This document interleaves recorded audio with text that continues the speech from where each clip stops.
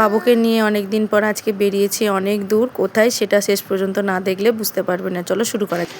আসসালামু আলাইকুম everyone, welcome to our channel. কেমন আছেন সকলে? আশা করি সকলে খুব ভালো আছেন।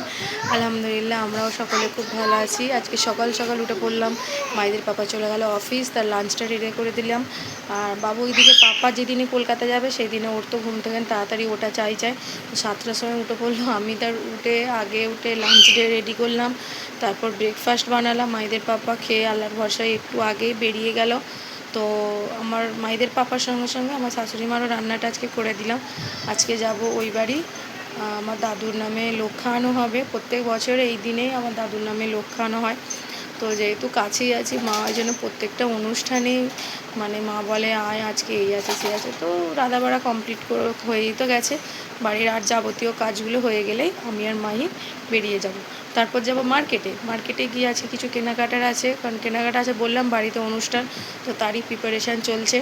তো সেই জন্যই আর কি। এই যে বাবু এখানে। মাই কী করছো? কী করছো? আর তুমি এগুলো কী করেছো সব ছড়িয়ে? হ্যাঁ, এগুলো কী করেছো?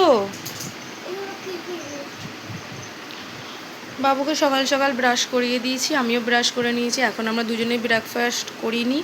তো চলো বিছানাটা গুছিয়ে নিই তাড়াতাড়ি করে, তারপর ব্রেকফাস্ট করব। এই যে আমার বিছানাটার এখন এইরকম অবস্থা। চলো, এই যে আমার রুম গোছানো হয়ে গেছে। আজকে বেডশিটটা চেঞ্জ করেছি, অনেক দিন চেঞ্জ করা হয়নি। চলো বাবুকে এবার ব্রেকফাস্ট করিয়ে দিই, অনেকক্ষণ হয়ে গেছে, অনেক দেরিও হয়ে গেছে। বাবুকে ব্রেকফাস্ট করে তারপর আমি রান্না চাপাবো। চলো টাটা। মার্কেটে যাব বলে তো আমরা বেরিয়ে পড়লাম। আমার সাথে ছিল আমার দাদার মেয়ে, মানে এটা আমার বড়দার মেয়ে ডোনা, আর আমার বাবু তো আমার সঙ্গে থাকবেই। আর আজকে ওয়েদারটা জাস্ট দেখুন, জাস্ট ওয়াও, কি বলবো, মানে একদম মনে গেঁথে রেখে দেওয়ার মতো। একদম আমার তো খুবই ভালো লাগছিল এই আকাশের নিচে আমাকে গাড়ি চালিয়ে যেতে। মানে আমি আকাশের দিকে তাকাবো না সামনের দিকে তাকাবো আমি তো বুঝে উঠতেই পারছি না। হঠাৎ করে বৃষ্টি চলে আসলো, সেই কারণে গাড়ি মাঝপথেই না, মার্কেটের কাছাকাছি চলেই এসেছিলাম আমরা। আমতাতেই আমাদের এখানে একটা জায়গা আছে আমতা, এখানে আমাদের খুব বড় মার্কেট। মানে আমাদের রামচন্দ্রপুর, মানে আমাদের বাড়ির পাশে যে রামচন্দ্রপুর মার্কেটটা আছে, ওখানে কোনো কিছু যদি আমরা না পাই আমরা আমতাতেই আসতে হয়। তো এখানে আমতায় আমরা পৌঁছেও গেছি। আসতে না আসতে বাবু এখানে একটা পাখির দোকান দেখতে পেয়ে গেছে। তো এখানে অনেক রকম জিনিস ছিল, যেটা খরগোশ ছিল। বাবু ফার্স্ট টাইম খরগোশ সামনাসামনি দেখছে। চিড়িয়াখানায় দেখেছিল, মানে তখন হয়তো মনে পড়েনি, কিন্তু এখন বাবু দেখে খুবই খুশি হয়েছে। তো আমি এখানে দাঁড়িয়ে বাবুকে দেখাচ্ছি, দেখো কত রকম পাখি আছে, খরগোশ আছে। তো হঠাৎ করে ওখান থেকে গিয়ে আর একটা পাশের দোকানে ছিল অনেক রকম মাছ। এখানে খুবই মাছগুলো দেখুন কি দারুণ দেখতে, কি ছোটো ছোটো কালারিং মাছ। তো মাইদও নেবে বলে বলছিল, কিন্তু এখন তো ছোটো, ওইগুলো যত্নে রাখতে পারবে না, কালিকে আমায় পয়সা দিয়ে কিনে নষ্ট হবে। তো আর একটু বড় হয়ে যাক, তারপর আমরা এরকম অ্যাকোরিয়াম কিনে মাছ রাখবো। তো এখন আমরা যেই কারণের জন্য মার্কেটে আসা, অনেক কিছু অনুষ্ঠানের জন্য কেনাকাটা দরকার ছিল, তো সেই জন্যে আমরা তিনজনে চলে আসলাম। আর বাবু এতই বিরক্ত হচ্ছে কি বলবো। তো শেষ পর্যন্ত আমি খুবই বকাবকি করছিলাম।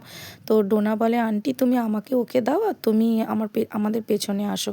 তো ওরা আপার হাত ধরে যাচ্ছে, এটা নেবো সেটা নেবো এই করছে, খালি এত দুষ্টুমি করছে। রাস্তাঘাটে বেরোলে এত বিরক্ত করে না যে কি বলবো। মানে ওর সাথে না থাকলে আপনারা না দেখলে বিশ্বাসই করতে পারবেন না যে এতটা দুষ্টুমি একটা ছেলে করতে পারে, যেটা সবথেকে গুরুত্বপূর্ণ কথা। আর কিছুটা ব্লগ আগে আমি দেখিয়েছিলাম আমার ছোটোবেলার স্কুল, আর আজকে আপনাদেরকে দেখাবো আমার মানে খুবই মানে কি বলবো, আমার ভালো লাগার একটা কলেজ, যেখানে আমি 2 বছর পড়েছি, 3 বছর আমি কমপ্লিট করিনি।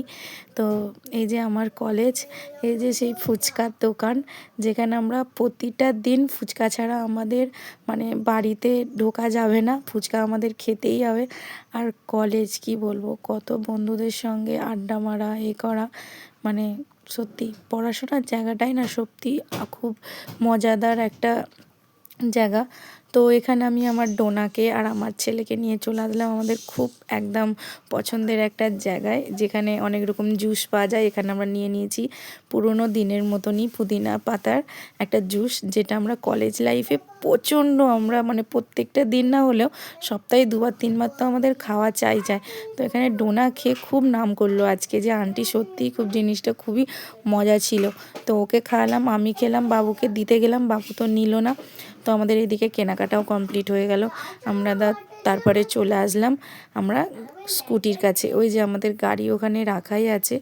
তো এখানে চলে আসলাম গাড়ির কাছে। আমরা ভেবেছিলাম গাড়িটা হয়তো ওখানে পাবোই না, অনেকটাই দেরি হয়ে গেছিলো, প্রায় 2-3 ঘন্টা লেগে গেছিলো ওইদিকে আমাদের কেনাকাটা করতে। কি কেনাকাটা করলাম সেটা পরে একদিন সময় হলো হয়তো দেখাবো। তো ভেবেছিলাম গাড়িটা হয়তো পাবোই না, খুবই চিন্তায় ছিলাম। তো গাড়িটাকে দেখতে পেয়ে আমারও খুব ভালো লাগলো। তো আমি এদিকে বেরিয়ে পড়লাম, অনেকটা রাত হয়ে গেছে, বাবুও কিছু খায়নি, প্রচণ্ড বাবুকেও খিদে লেগে গেছে। আর এদিকে মায়েদের পাপা আমাকে বারবার কল করছে, গাড়ি নিয়ে গেছো, রাত হয়ে গেছে, তাড়াতাড়ি বাড়ি ফেরো, তাড়াতাড়ি বাড়ি ফেরো। সত্যি বলতে অনেক দিন পর নয়, এই ফার্স্ট টাইম আমি মাহিতকে নিয়ে এত দূর গাড়ি চালিয়ে নিয়ে আসলাম। খুবই ভয় লাগছিল যে বাবুকে নিয়ে এতটা দূর গাড়ি চালিয়ে যাব। আমি খুব একটা ভালো যে ড্রাইভার তা বলা ভুল হবে, গাড়ি চালানো আমি জানতাম, কিন্তু তবুও ছেলেকে নিয়ে যাচ্ছি তো। আর আজকাল এত খারাপ খারাপ খবর শুনতে পাই, তো সেই জন্যই খুব ভয় লাগছিল। কিন্তু খুবই সাহস নিয়ে আমার বাবুকে নিয়ে বেরিয়েছিলাম, আল্লাহর ভরসায় খুবই ভালোভাবে আজকে জার্নিটা কেটেছে। আর অনেক দিন পর আমরা 3জনে একসঙ্গে বেরিয়েছিলাম, খুবই আনন্দ হয়েছে। তো অনেকটাই দেরি হয়ে গেছে, চলো বাড়ি ফেরা যাক। গাইস, এখন তো ঘড়িতে বাজে 11টা 30। মায়েদের পাপাও এখানে ঘুমিয়ে পড়েছে, মাই তো ঘুমিয়ে পড়েছে, আমি সবেমাত্র ওপরে এসে এবার ঘুমাবো। তো ও বাড়ি গিয়েছিলাম, সকলেই সেটা দেখলেন। ও বাড়ি থেকে কিছু কেনাকাটাও করলাম, কেনাকাটা করে আবার মায়ের কাছ থেকে হয়ে আবার এখানে বাড়ি আসলাম। তো এখন সমস্ত কাজ কমপ্লিট করে সকালে উঠতে হবে, মায়েদের পাপা যাবে অফিস, তো রান্নাবাড়া কমপ্লিট করতে হবে। তো এখন অনেকটা রাত হয়ে গেছে, চলো এবার ঘুমিয়ে পড়ি। তো আজকের ভিডিওটা এখানেই শেষ করছি। আমাদের ভিডিওগুলো কেমন লাগলো সেটা কমেন্ট করে জানাবেন, বেশি বেশি করে শেয়ার করবেন, সাবস্ক্রাইব করে পাশে থাকবেন। সকলে সুস্থ থাকবেন, ভালো থাকবেন, আমাদের জন্য দোয়া করবেন। আজকের মতো টাটা, আল্লাহ হাফেজ।